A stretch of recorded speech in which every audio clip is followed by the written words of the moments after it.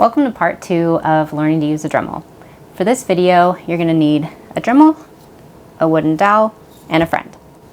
In my last video, I went over how to hold a Dremel, how to stabilize it, and how to start practicing your skills on the wooden dowel. So let's get started refining those skills by grabbing your Dremel and your dowel and practice that rolling up motion while maintaining consistent pressure. Remember to roll up and towards you with the Dremel and make contact with the dowel while already rolling rather than landing on the dowel and then starting the rolling motion.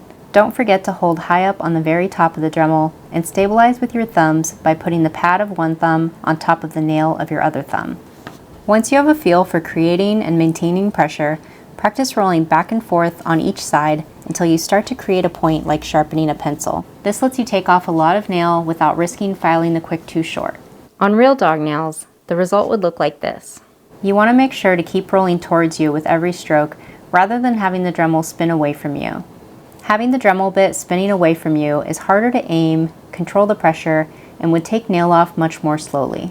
Next, practice moving your entire hand and arm as one unit rather than constantly making small movements with your wrist. This will give you more control, which means smoother takeoffs and landings and make it easier to create that consistent pressure. And if you're a professional, it will help prevent overuse injuries. Now we're going to add in a second skill to get you ready for the multitasking you'll need for a real nail trimming session. You'll need to grab a friend and you'll need to procure their favorite candy. Once you're working with your dog, you're going to need to go back and forth between filing a nail and quickly giving them a treat. So put your friend's treats into a bowl and then Dremel your wooden dowel for 1 second. Then put the dowel down and give them a treat from the bowl. Then pick up your dowel again, Dremel for 1 second, and repeat.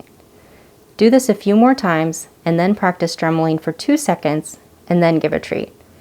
1, 2, treat. Then bump up your game to 3 seconds and Dremel multiple parts of the nail between treats. 1, 2, 3, treat. Keep practicing this until you feel like you have a solid rhythm or until you run out of candy. 1, 2, 3, treat is a good cadence when you're actually working with your dog to make sure that you're taking breaks and you're giving treats often. You good girl. Short Dremel durations will help your dog to stay relaxed, keep participating, and know what to expect. When I'm working with a new dog and first introduce the Dremel, I start with 1 second before moving on to 2 seconds and then 3. So the more you practice with your dowel, the smoother you'll be at those short durations. So I hope you and your friend had a good time practicing your skills. Don't forget to like and subscribe and stay tuned for part 3. Good.